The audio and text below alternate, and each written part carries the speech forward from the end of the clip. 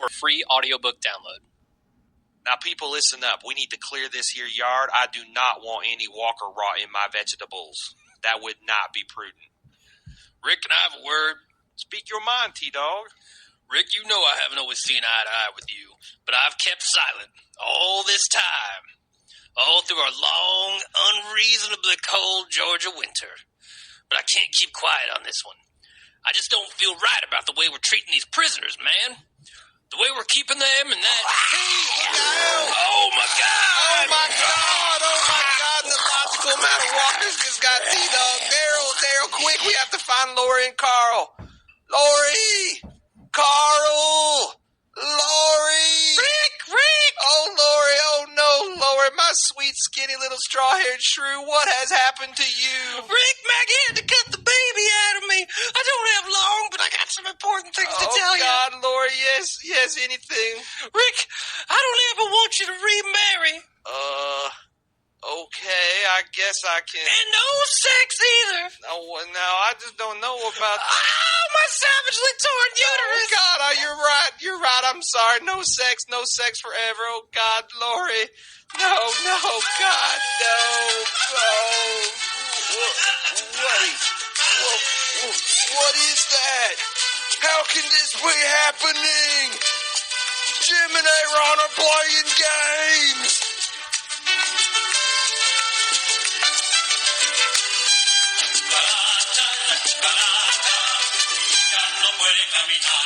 Welcome to The Watching Dead, the officially unofficial podcast for The Walking Dead at AMC. I'm Jim.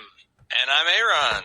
And this week we're covering Season 3, Episode 4, Killer Within. Arriba! It's the Fiesta Cast! Yep, it finally happened, folks. We promised we'd do it, and as bad as we feel about it, we need to do it. Oh, I watched episode 1 last time before we recorded this, and as I was sitting there watching Lori's death, I'm like, oh, God, I'm going to hell for this. Yeah, we both are. I feel bad about it, but what can you do? We promised the listeners. I was talking to people on Facebook because they're asking me are going to do it, and I got a surprising amount of feedback from people saying, I'm glad Lori's dead, but I feel really bad about the way she went. And I'm like, that's Glenn Mazzara. He gives us the fiesta, and he pisses in our margarita while he's doing it. I hope not. I'm drinking margarita. I am. Now. I've got my margarita on the rocks right here. Yeah, tasty stuff. No salt. I asked for no salt.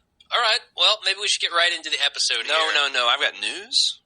News? Yes. We do that stuff? We do that stuff. Okay. I want to tone down the fiesta just a little bit, the celebratory atmosphere. Actually, I want to increase it. Okay. I asked for the listeners to help us get past the 300 hump on iTunes, and they shattered that.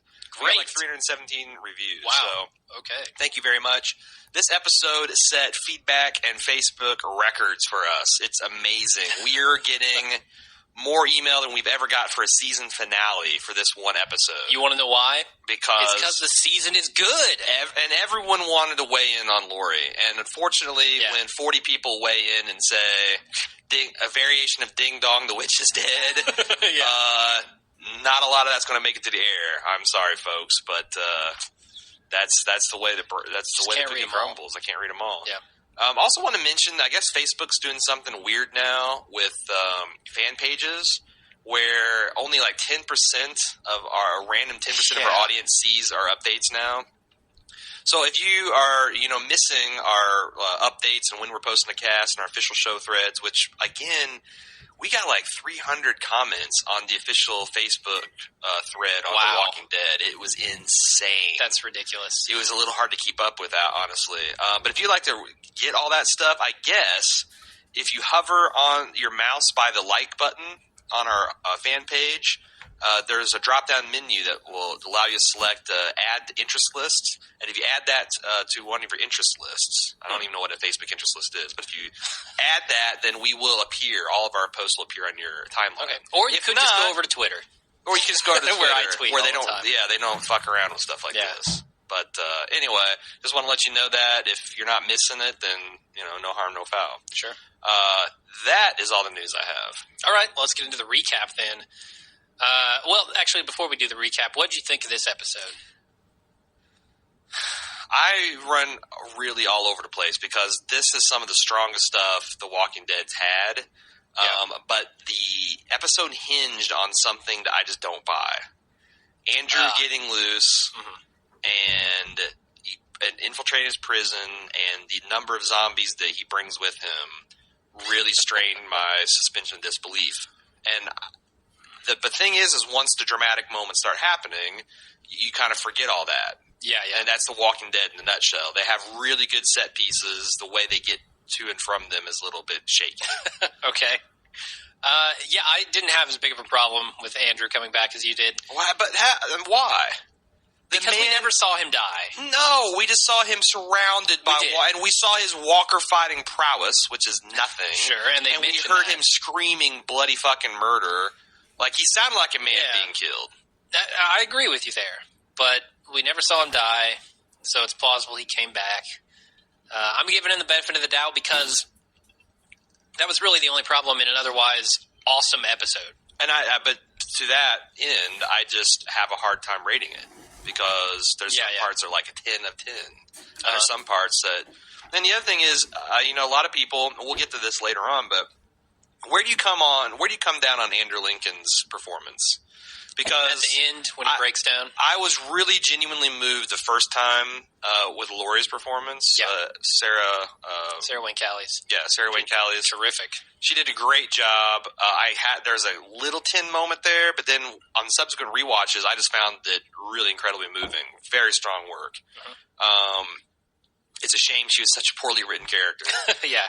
But Rick, all 3 times I watched this episode, his performance got more ridiculous for me. Did it? See, it got better the second time I watched it. There's a lot of, I got a lot of kind of flack on Facebook for saying that, but his performance took me out of the moment. The first time, he Chris Hardwick. Yeah, it was first time it was almost laughable. Like, it almost came across as funny how hard he broke down, especially with the relationship that we saw them have over the past not just losing his shit, because people can lose their shit, but just the way he did. And I don't want to, because I actually got a lot of stuff to say about this. So, but again, I don't know. When he falls on the floor, he loses me. Yeah, that's when he lost me. Yeah, I don't know. I just, yeah.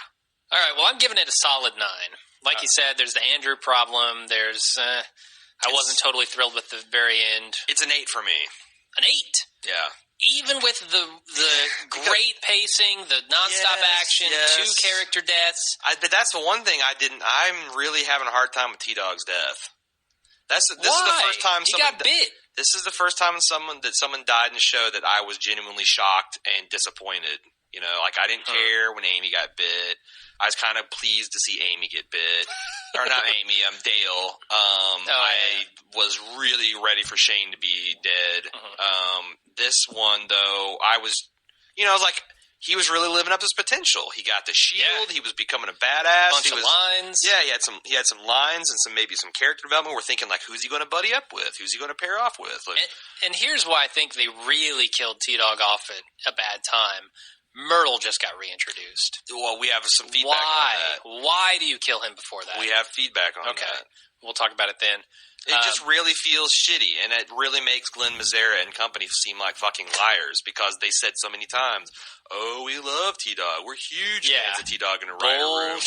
Like, the only way that can be true is if Iron E. Singleton wanted out for some reason. Yeah. Like, this isn't a big enough part. I got a better part. I got to get, and I haven't heard anything about that. So it just looks like, again, one of those things where they don't really mean what they're saying, or have no idea how to execute what they mean on the show. But gotcha. But again, I feel like that's really, we got a reputation for being negative about this show. That's really nitpicky, because this was an excellent hour of television. Yeah, one of the best episodes of the series. It might be the second best episode of the series. I don't know. Anyway, let's get into the recap. So we start off with some dude running around with a gas can and half a deer. Luring zombies in, opening the gates, just wreaking havoc. So Andrew kills a deer with an axe. Yes, or a gas can, either one. Don't know how you slice that cleanly with a gas can. But I just feel like, again, it was a great idea, but they're like, now how do we get here? No. The deer in this world just stand still. We saw what happened with Carl's deer. They just stand there. They see a human they're fine. You can chop a deer with an axe. I don't know. Maybe for an 11-year-old boy. I think if you're a hardened criminal who's not... The deer knows? And how much field... Another thing, how much fieldcraft can this bastard have? Not much. I mean, we saw how well he did at walker combat. The episode loses me a little bit. And assuming there were really that many walkers to let in, how did he get around outside the gates without being bitten by a walker? Right. Yeah, because there were a bunch of them out there. A bunch of them. Yeah. Oh, well. I'll let all that go because we're starting to sound like the Muppet guys. You know, it's like, it's not a bad episode. It's pretty good. Yeah, it's better than usual. It's kind of bad. It's terrible. You know. Yeah, gotcha. I don't know. We got to see a deer ripped in half or cut in half. The zombies eating that deer, this started off as a disgusting episode. Yeah. And just got even more disgusting as it went. I forget what I was eating. Oh, I was eating leftover biscuits and gravy. And it didn't impede my eating progress, really. It was gross, but, Yeah. I have an iron stomach. Worse. So then we get a scene of Rick and crew cleaning up the yard. They discover that Glenn and Maggie are up in the guard tower again. They were just up there yesterday. And they kind of make fun of them. Daryl gives them a hard time with some double entendre. Oscar and the Mustache Man show up. Yeah, Oscar and the Mustache Man show up. I don't know his name. Axel. Axel. There we go. They tell Rick that they don't want to live in the cell block anymore. They want out. And a bunch of comic book fans had their little fanboygasm when Axel said, what is it? Yeah, you follow me? Did they? Yeah. Is that what he said a lot? All the time. Oh. I didn't know that. So what do you think about their idea of just coming to Rick and saying, hey, we want out? And what do you think about Rick's reaction? I, for once, was pleased. I think that's what... you want your leader to say. And I really liked Daryl, where he's like, logically saying, realistically, I could be in this cell with these guys instead of out here with you. And T-Dog's like, oh, so you're back at me? He's like, hell no. Yeah, he makes his point for him. Right. And says, hell no, I'm not. Yeah, it's like, because why in this world would you take a sliver of a chance on that not being true? Yeah, good point. So he's like, he's playing devil's advocate and then be like, are you stupid? Yeah. No, you can't do that. Yeah. So he's firmly on Rick's side here. Also, I want to say in the opening, I really liked the touch where they focus on the do not pick up hitchhikers, do not speak to any, this. Do they? Yeah, those signs you see in every prison, where it's like, don't pick up hitchhikers in this area. This may shock you, but I've never been to prison. I know you haven't been, but have you ever been like to Plainfield around the federal prison there? They have all these signs around the prison basically saying, hey, don't pick up hitchhikers in this area. They could be escaped convicts. And yeah, that makes sense. And, that kind of stuff. And I thought that was thematic. That, showing the distrust that they're treating that way. Or we're not going to cut them any slack. We're not going to let them even, entertain notions of getting into our heart. Yeah. To pull the heartstrings. Yep. Andrew loves hearts. So do zombies. Venison. So, T-Dog wants him to stay.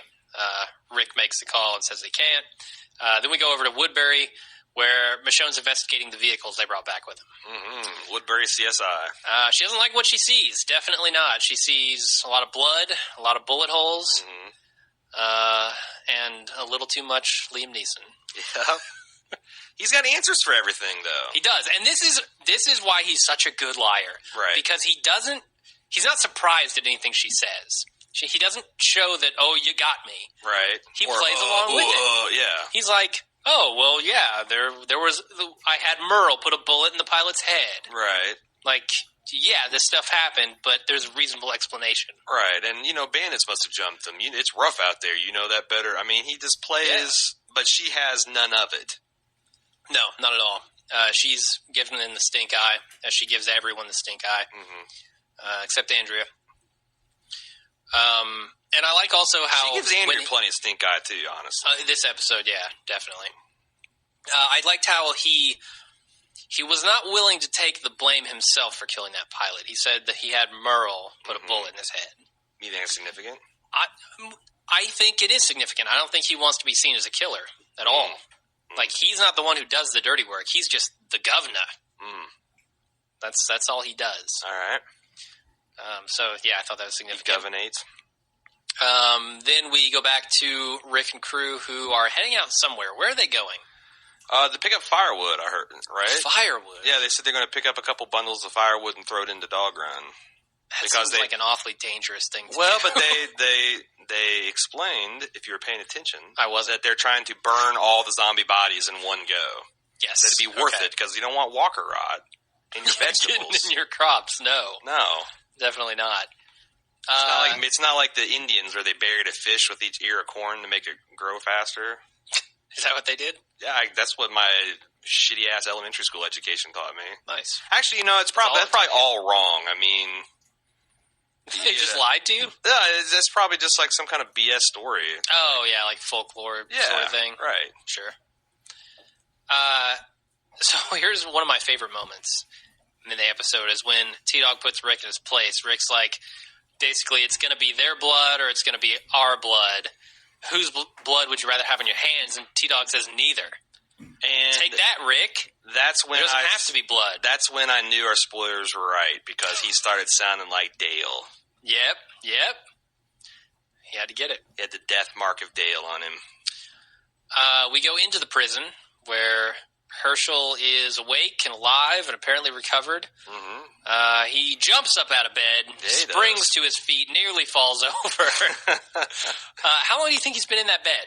It's got to be a while. I don't know. Was there any indication of passage of time here?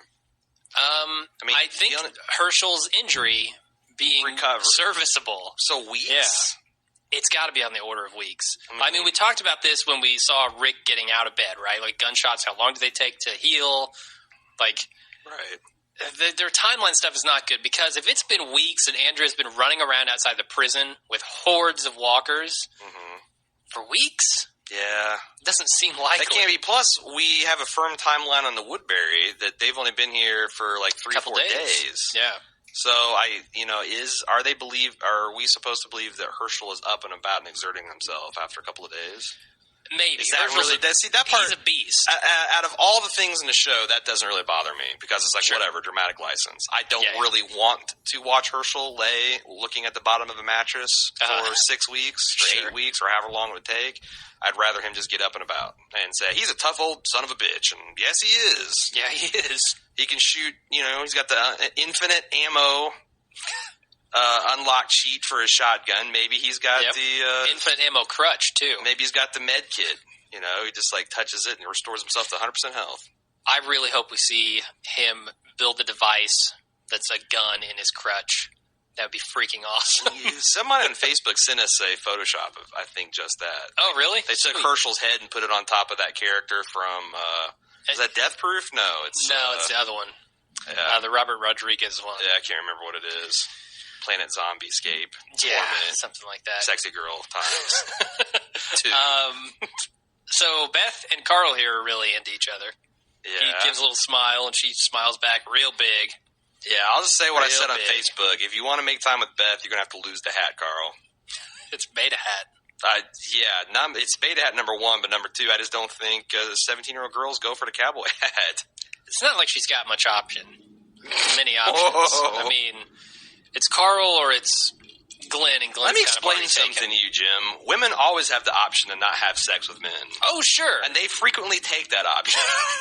So even in the zombie apocalypse, you have to have some measure of game and physical presence. I'm just saying. Maybe I'm not. Maybe I'm not. Maybe I think it lowers it below cowboy hat level, though. Really? I think you can pull. That's not a deal breaker. No, no longer. All right. The animal print, the Geranimal shirt with the cowboy hat's not a deal breaker. If a necklace of ears isn't a deal breaker.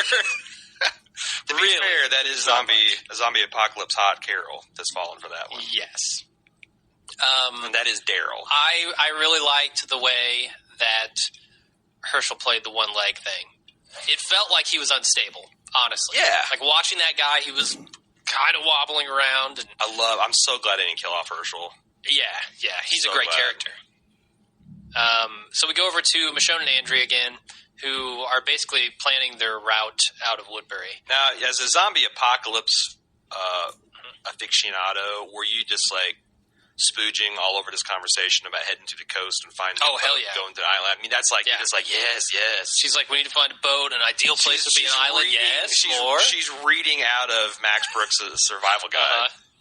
Ideal place would be an island. More. She's reading out of Max Brooks' survival guide. Definitely. I was loving that. So she's saying that the coast is safe. Would you say the coast was clear? Oh, God. I would not say that. You would not? No, okay. I wouldn't venture that. Fair enough. So Andrea, we get here, doesn't want to leave. It seems like that is the case. We go back over to the prison. A lot of jumping around this episode. Yeah. Which we hadn't seen previously. So how do you think they handled that? I felt like it broke up an episode that had a shit load of action. I thought it was skillfully done. I thought it was skillfully done. Yeah, definitely. We go back over to the prison, and Glenn is giving food to Oscar and Axel. Then Rick, and Daryl start clearing walkers from the surrounding So I guess area. they're going to... I had a question about why he's like, we'll cut you loose when we get back. And I'm like, why are you waiting to let them go? But I guess if your theory is these guys are dangerous...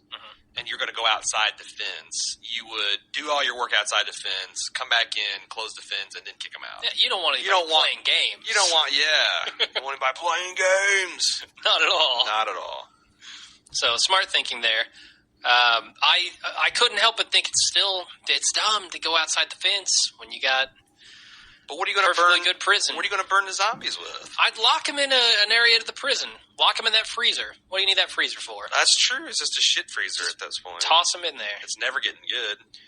There's a lot of bodies, though. Did you see how many piles of zombie bodies? Plus, how many more got in this time? Oh, Lord. They're going to need a whole new batch of firewood. Yeah. It's going to happen all over again. Yep. Herschel, Beth, Lori, and Andrea get ambushed by walkers on their stroll. Because Herschel wants to go for a stroll. And they get chased around the prison, and T-Dog gets bit while trying to shut the gate. Mm-hmm. This is the moment where, I don't know, Rick and Lori's relationship seems to dramatically turn from the end of last episode. Am I wrong? Well, I mean, the googly eyes through the fence? Yeah, no, I think they were... It's just like Herschel said, like, we could build a real life for ourselves here. Mm-hmm. And I think part of Rick and Lori's problem is obviously Lori and how that went down last year. And apparently she wasn't much better in the off season because now even Carl hates her, although again we didn't see any evidence of that. But now it's I think but a lot of it is just Rick got hard.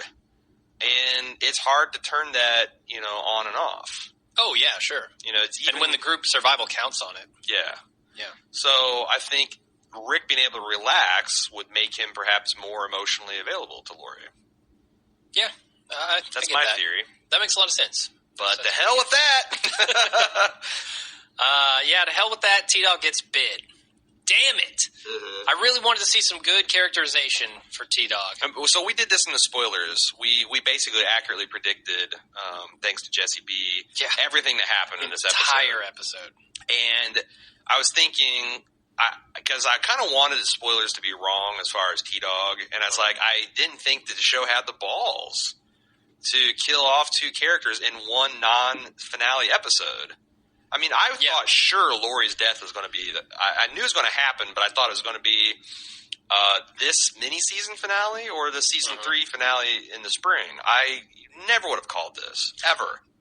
Yeah, we're only halfway through this half of the season. We're a quarter of the way through the season. So how the hell do you ramp up from here? I don't know. I got some. I've reread through like issue 60 in the last 2 or 3 weeks, and I've got some fresh ideas on how they can do that. But okay, it's this show got really ballsy in the off season. I can't imagine that this is the same show that stretched out that stupid farm plot for 13 episodes, and now they are just ramrodding through this material. They are. I can't believe how fast the season's moving. Which is great. I mean, it's entertaining as hell if they can keep it up. Yeah, so far, this season is redeeming the show. I mean, it was never terrible, but some of it was bad, especially in season 2. And I don't know, there has been nothing bad in this season. If season 3 had been along the lines of the first part of season 2, I don't know that we'd stick with it in another season. You know what I mean? Oh, yeah, I feel you. everyone says, like, why don't you stop doing the cast? I'd be like, well, maybe I will. So it's one of those touch and go things. But I agree. This is always entertaining. It doesn't make a lot of sense sometimes, but it's entertaining as hell. So this is the first time in this scene that T-Dog saves the group. Mm-hmm. He runs over and he shuts that gate and gets bit in the process. Yep. So they shouldn't have given up those.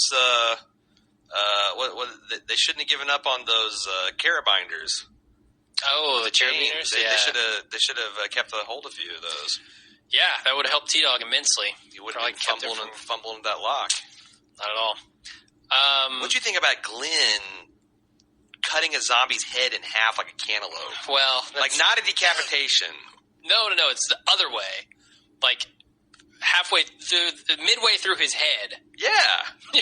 Bisected the dude's cranium. It was crazy. And obviously, I mean, I can go ahead and award it right now. Zombie Kill of the Week. Oh, the effects work these guys are doing. Can you imagine that in high def? God, I wish we got this in high def. No, unfortunately not. I can't even imagine it. We go back over to Andrea. She's talking to Merle. Awfully casual-like. Awfully flirty with him. Yeah, she's... Merle's oddly charming. I don't like this. I don't like their casual demeanor towards each other. You know, I just wonder, though, if it's one of those things where if you've gone all winter long with this half-crazy Michonne with the two shambling zombies, that even Merle, like a friend, like, you know, it's like, I don't know. It's kind of nice. It's a nostalgic kind of thing. Yeah. And he's being nice. He's not being an asshole. And you're in a safe place. I'm not saying she's going to, like, make out with him or anything, but I think she's kind of enjoying the fact that they're both able to look back, and he's not saying, hey, I wasn't an asshole. He's like, you know, kind of admitting by Merle terms that maybe he was a little too strong. Yeah. And the other thing about Merle is, what was he hopped up on?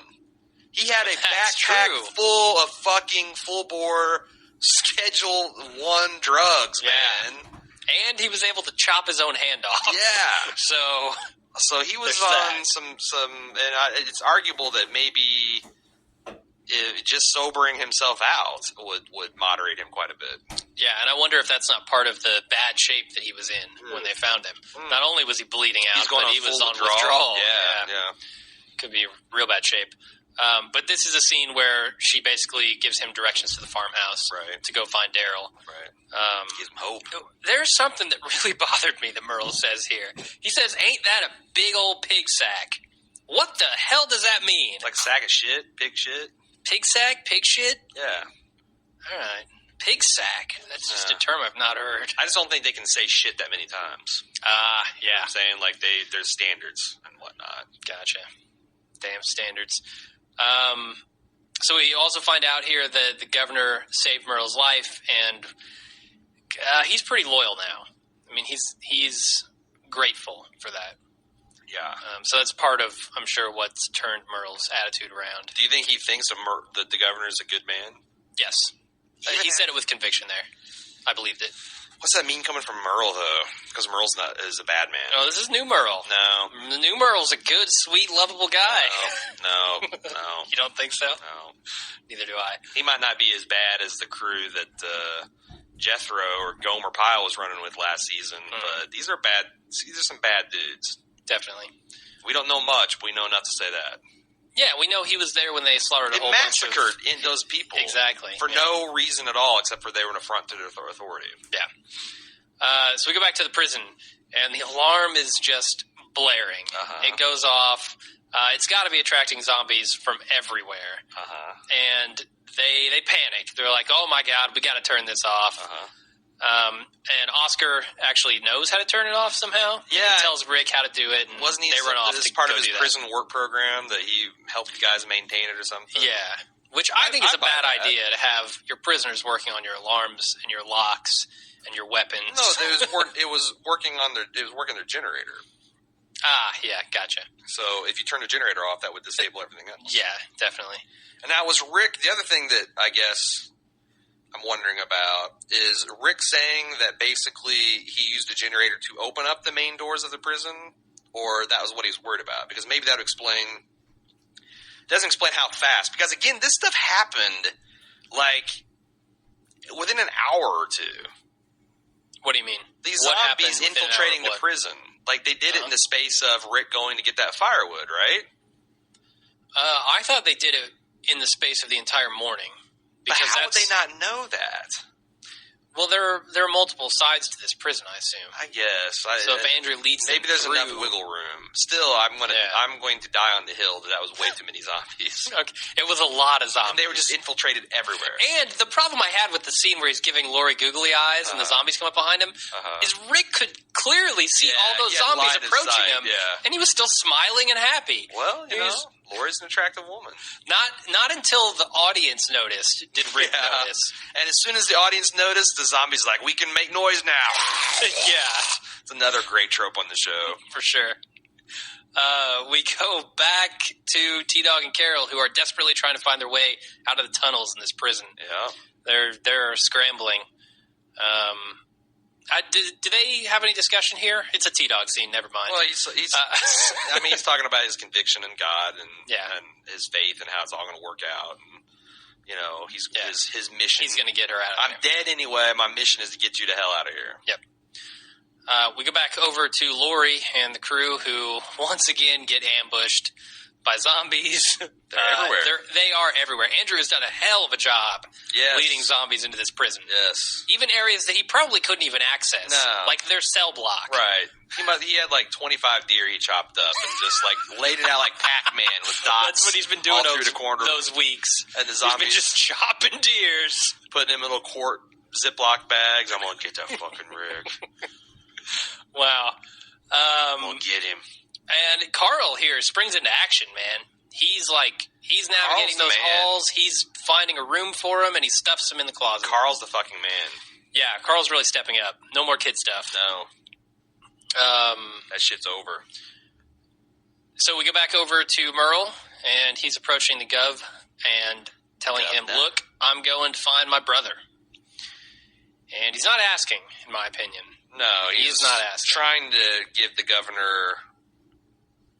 He's going to... I feel like if the governor doesn't give his blessing, he's going to take off within a day, but he's going to try to give the governor, you know, a way out without appearing to be insubordinate. You don't think he's going to try to find some more solid information, as the governor suggested? Well, he does follow up a little bit with Andrew. I don't know. And the other thing is, like, did you notice the governor's eye twitching?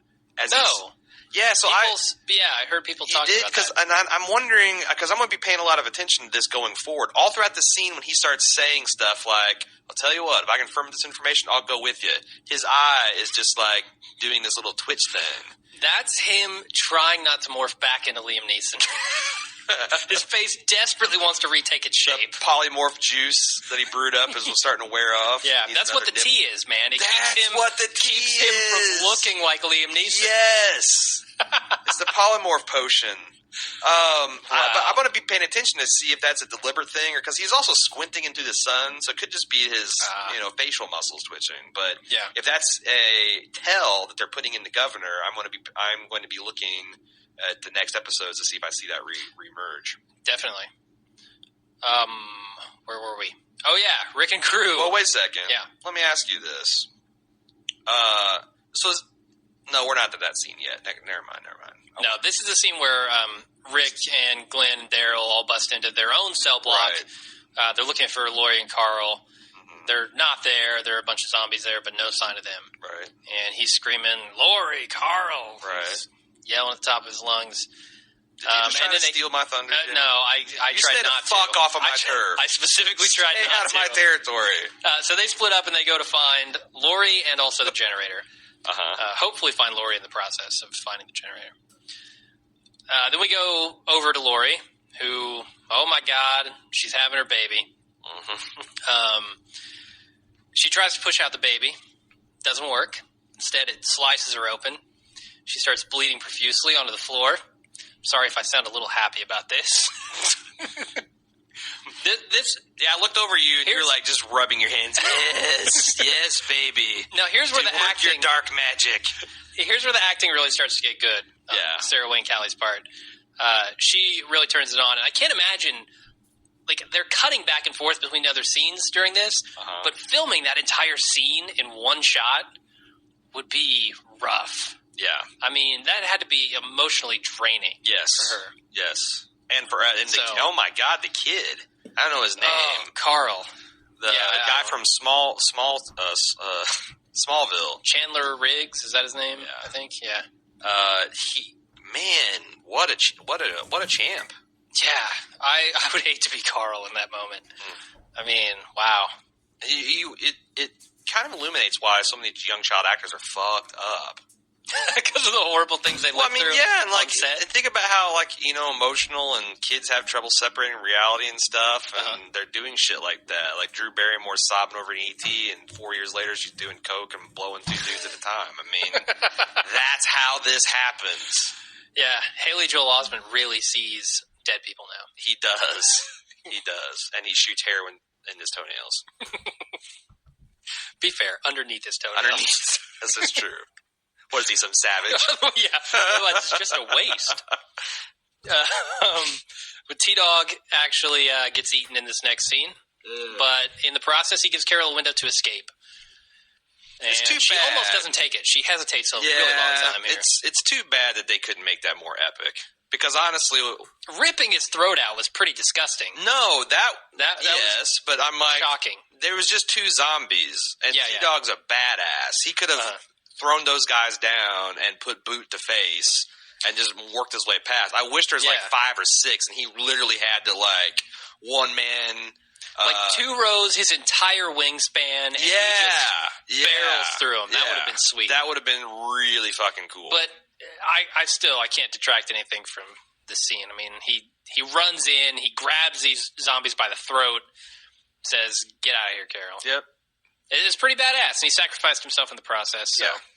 Although, at this point, he was already dead. No, but I mean, there's 2 ways you could do that. You could sit there and cry like a baby, or you could get up and man up and try to do as much good in the time you got left. Yeah, saved another person in the group again. Next scene, Andrea and the governor are getting flirty over drinks. Definitely. They're discussing a lot of stuff here. They talk about Merle and Michonne. Alcohol. They talk about family and kind of the way that the new world should be, or the way the new world is. Let me ask you something. All right. When the governor said, talking about the world has changed, and he goes, the landscape, the scenery, but the way we think, Anakin. And he just left it there, and him and Andrea had this long look. What the hell did he mean by that? I honestly don't know. Was he saying that, yes, the landscape scenery has changed, but who we really are hasn't, implying that if we're intrinsically good, we're going to stay good? Or is he saying, that the way we think has changed? Or should change? I don't know what he's trying to say. I read it as he should, the way we think should change, and Andrea wasn't so sure about that. Right. Yeah, and so... Because that turned her off. Bam, she was off like a light switch. Right. So, on Facebook, a lot of people are criticizing Andrea for making googly eyes at the governor. Why? Well, that's okay. And first thing is, don't come on our Facebook page and call Andrea a slut or a whore, because your comment will just be deleted.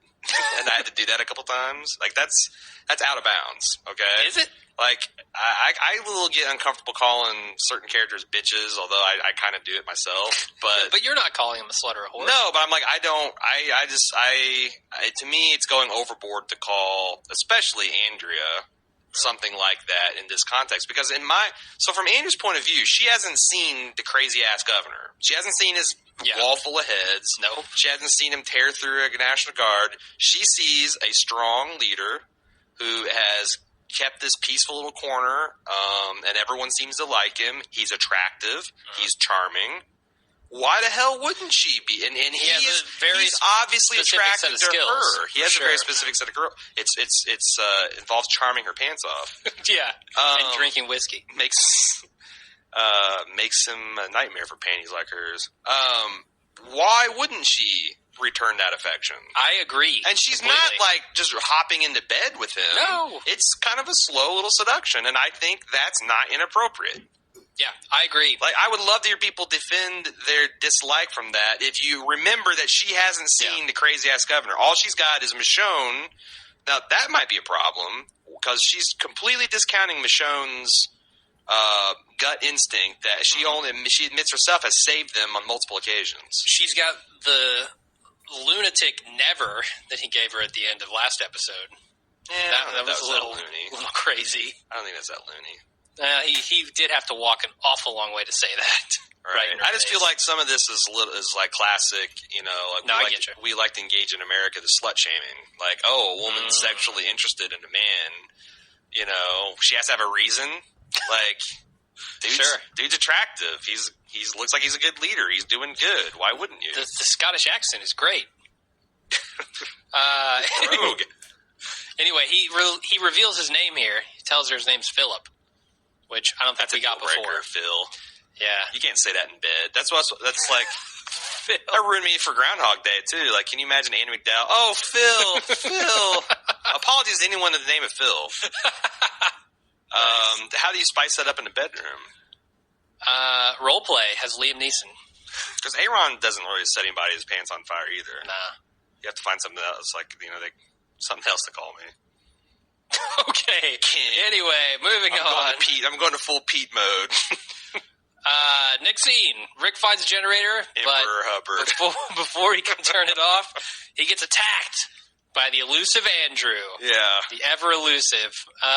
Did you buy for a moment that Andrew could take out Rick? Hell no. It looked like Rick, after the moment of surprise was over, the Andrew is going to be handled. Yeah, I thought so too. Axe-handled. Until Rick just fumbled his gun, apparently. Yeah. Dropped it on the floor. Oscar picks it up.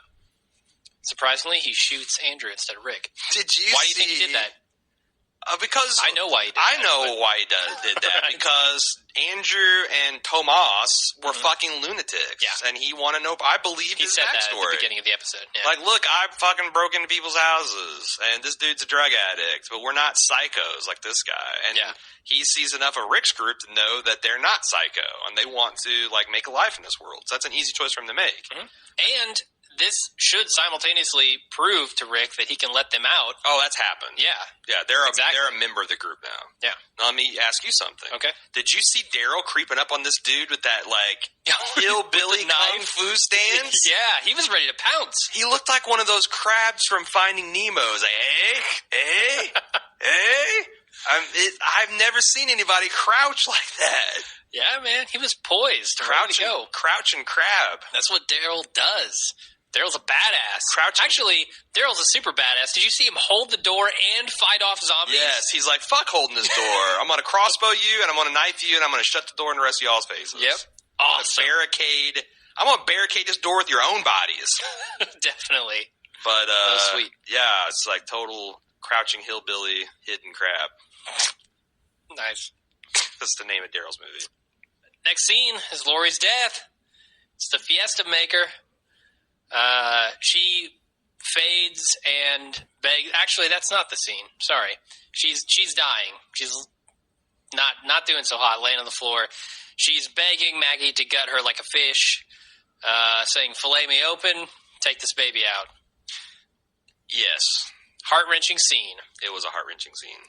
And on second thought, as I make fun of it, on second thought, I feel like I can't really critique anything she said. I did have a little bit of problem in the moment because I'm quick to criticize Lori. She is a terrible mother.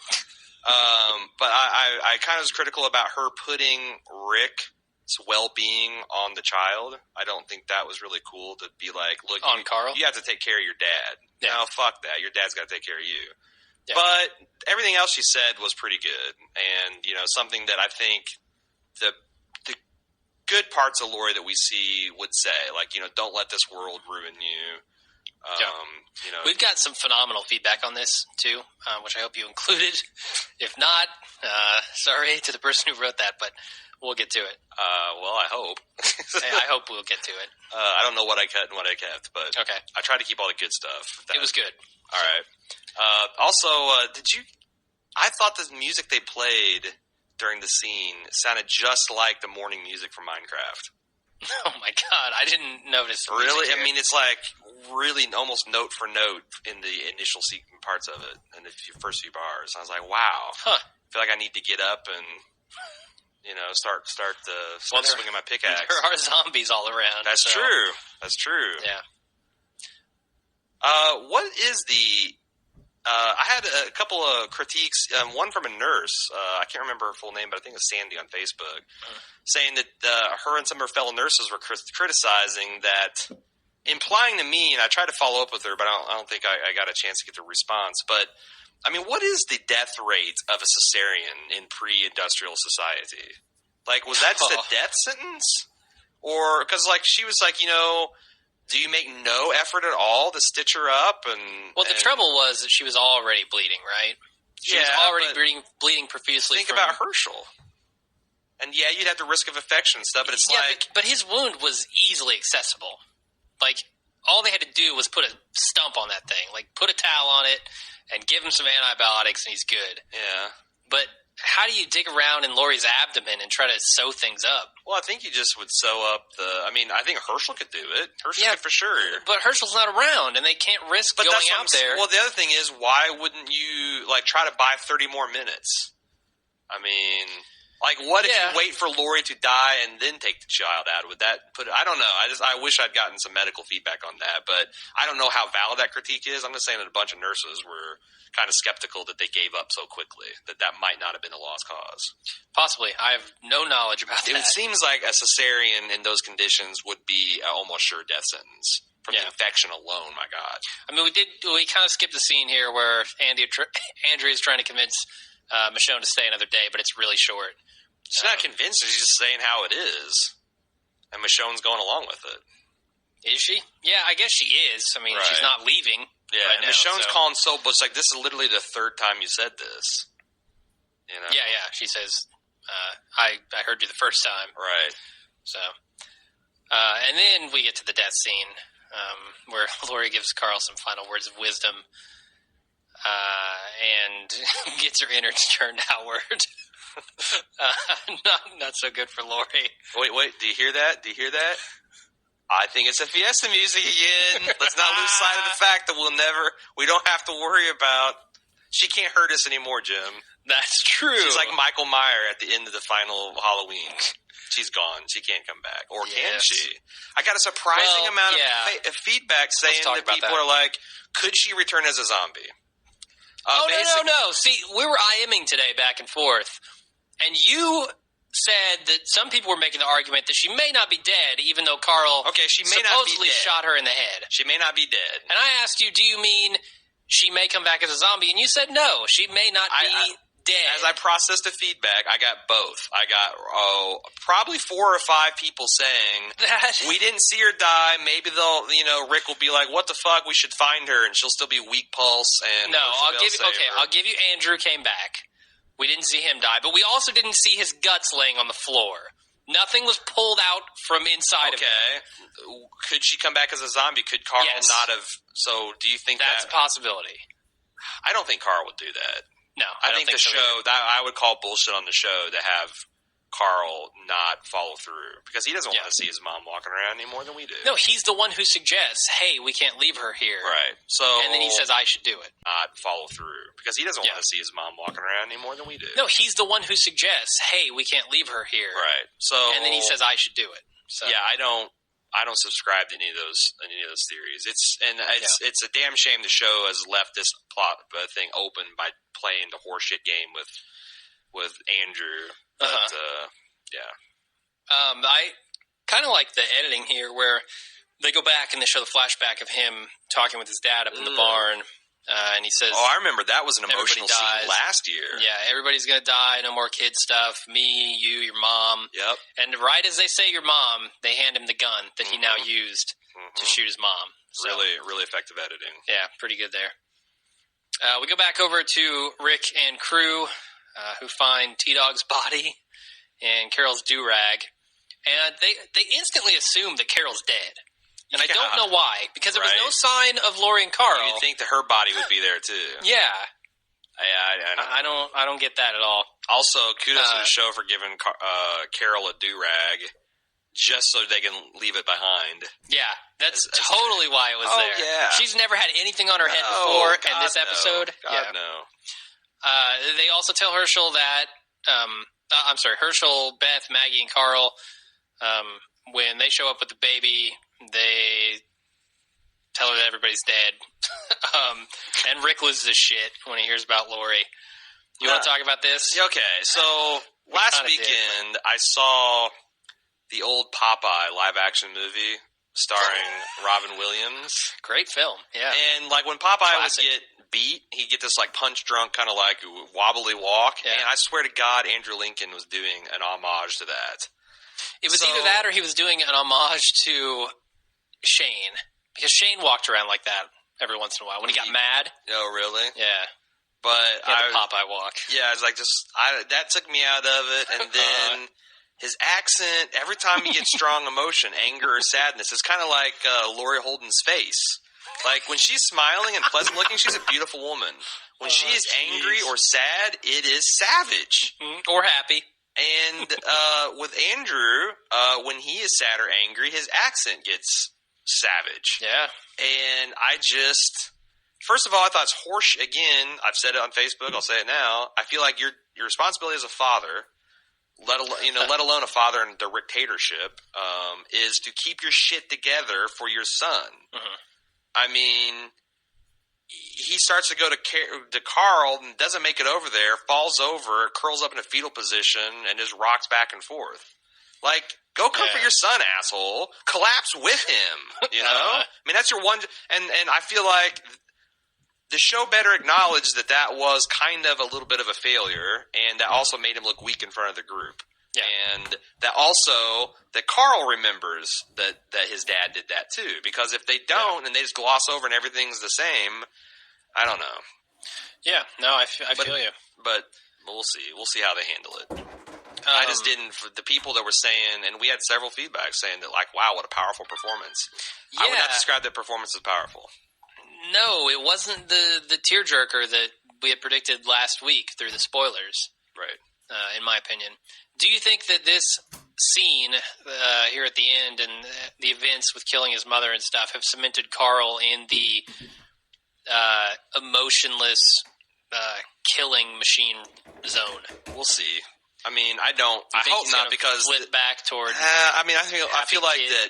No, no. I feel like this is him This is his growing up sequence, and that's going to lead. I think him just becoming an emotionless killing machine would be uninteresting. I think him wrestling with this and struggling with his relationship with his dad and his newborn sister and all that's going to shake out. That's going to be struggling with it there in that scene. Oh yeah. I mean, he's doing what his father should have done, I think. I'm telling you, which is taking a little bit more like a man.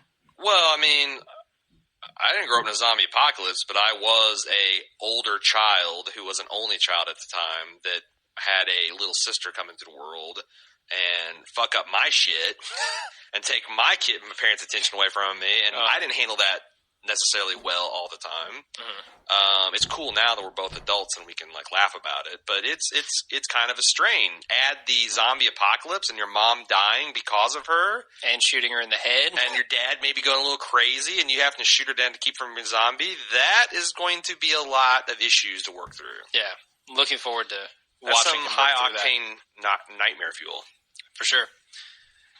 That's it. That's the end of the episode. Rick falls on the ground. Probably hurt his knee, I'd imagine. That was some solid concrete. And we fade to black. I have to give Idiot Survivor of the Week. I have to give it to someone.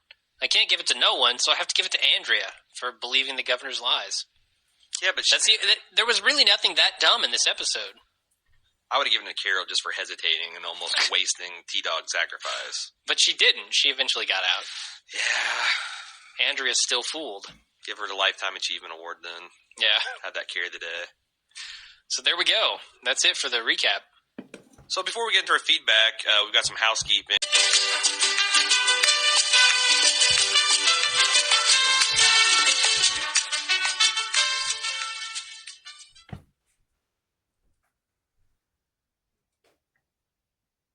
Next episode of AMC's The Walking Dead. Rick! Today, we celebrate how far we've come. Postpone tonight. No way. She needs formula, and soon as she won't survive. I'm going for a run. I'll back you up. We gotta go. You are not making any sense. You shouldn't be in here.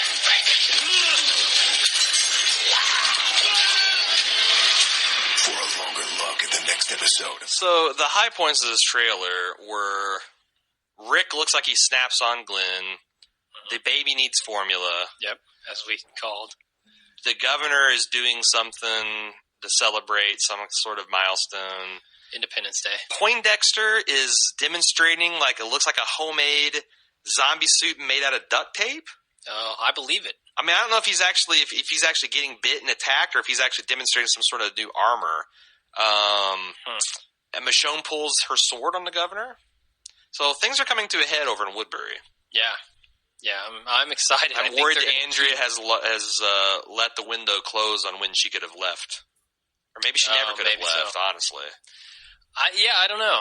I felt like at the beginning it might have been okay, but not now. So spoiler section and the feedback. Amanda D says, "Dear Jim and Aaron, love your cast. Found it right after season 2 ended. It was a great way to catch up before jumping into season 3. Thank you, Amanda. I want to share a theory that sprouted from your cast. You mentioned the new opening sequence made me actually notice it, when before I just used it as a beer break. Upon closer inspection, I think it's very revealing, and here's my interpretation. While each actor's name is on screen, an image is shown which reveals the plot line for the character of the season. For instance, Andrew Lincoln has a shiny sheriff's badge, which to me stands for leadership.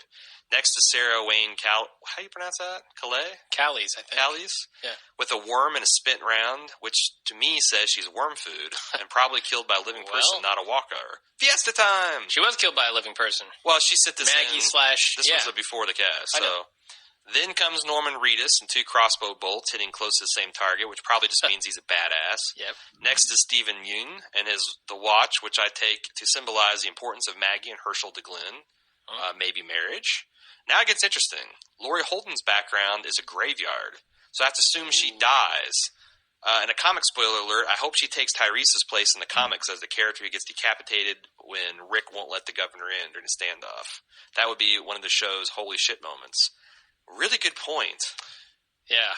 Because do you know did you make it that far? I did not make it that far, no, but I've heard. Okay, so yeah, when the governor comes in, he has Tyrese captive, who is kind of the T-Dog role, and he threatens to behead him unless they let him into prison, and Rick refuses, and he beheads him. Yeah. So, boy, that would be a massive departure from the comics, but they're not afraid to do that. Could that be a mid-season season finale?